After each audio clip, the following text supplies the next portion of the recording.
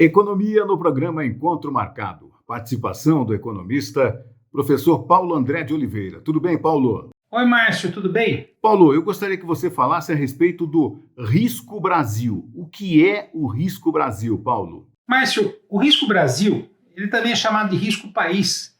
Por que é risco país? Ou risco soberano? Porque é uma classificação que foi inventada por um banco americano chamado JP Morgan, classifica os países emergentes em relação ao risco que os estrangeiros têm de emprestar dinheiro para o país, principalmente para o governo dos países, né, da dívida pública. O Brasil, por exemplo, ele tem um risco país em janeiro de 2023 de 258 pontos base. O que é um ponto base? O que são esses 258 pontos base? É uma forma de você apresentar o percentual, é 2,58%, acima do que o título americano paga, ou seja, emprestar dinheiro para o governo americano paga. Então o estrangeiro pode ver o seguinte: quanto que o governo americano está pagando para você emprestar dinheiro para ele?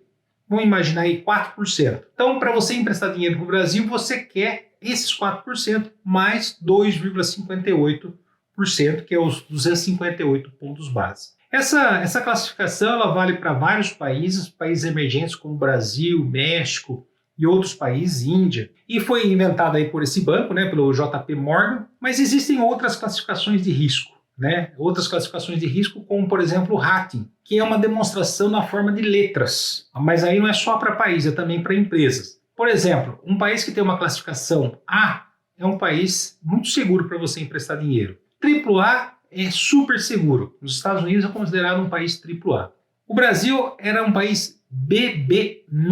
Ele ainda é um país seguro para se emprestar dinheiro, mas não tão seguro como os Estados Unidos. Então você tem o risco país, você tem o rating, são todas classificações de risco. Qual que é a importância disso aí para o Brasil? O que importa eles classificar a gente? Importa porque o estrangeiro traz dinheiro para o Brasil baseado nessa classificação. Da mesma jeito que a gente compra coisas na internet, a gente vê se você tem um bom vendedor, do mesmo jeito que se você vai emprestar dinheiro, você vê a sua pontuação lá nesses birôs de crédito, como o Serasa, como Boa Vista, existe também para os países. Então, se um estrangeiro vai trazer dinheiro para o país, né, por exemplo, um fundo de pensão vai trazer dinheiro para o país, ele quer que o país seja pelo menos BB+, ou BB, porque senão ele não traz o dinheiro. Então, se o risco Brasil sobe, muitos estrangeiros não vão trazer dinheiro para o país, né, porque fica muito arriscado. Isso afeta o nosso câmbio, porque o estrangeiro, o que faz o valor do dólar oscilar é a oferta e demanda da moeda. Então, se o Brasil começar a ser muito arriscado trazer dinheiro para cá, além de não trazer, o dinheiro vai embora. Então, a nossa taxa de câmbio sobe e com isso o dólar fica mais caro.